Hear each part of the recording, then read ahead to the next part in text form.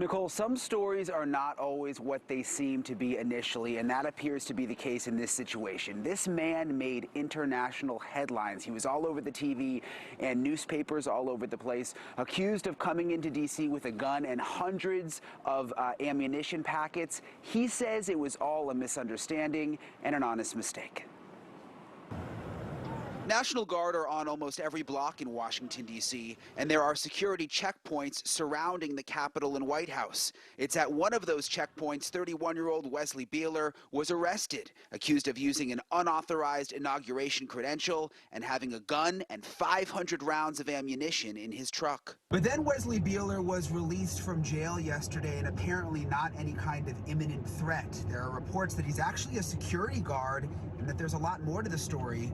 So we're driving about an hour and a half outside D.C. into rural Virginia to see if we can find him and talk to him. In the town of Front Royale, we found Beeler at his home. Well, I mean, I get that would be an exciting story for everybody to go after, that there's a terrorist going there by himself. You know, it's not what happened by any means. Beeler is a former corrections officer and says he was hired as a security guard to watch over media equipment on the National Mall. I was in such a rush because, you know, I have a family. I had a lot of stuff going on that day.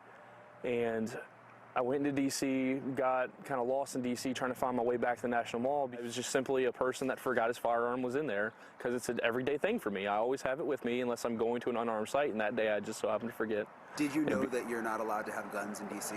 I knew there were some rules about it, but I don't know all the rules about it. I probably should do a little bit more research on it, but again, I forgot that it was underneath my armrest. As for the unauthorized inauguration credential, Beeler says the security company he works for gave it to him, and he'd been using it for several days. He's devastated. He's been labeled by some a domestic terrorist for something he's calling an honest mistake. I am the person that likes to protect people. You know, people are going to think I'm a bad person, but I'm really not.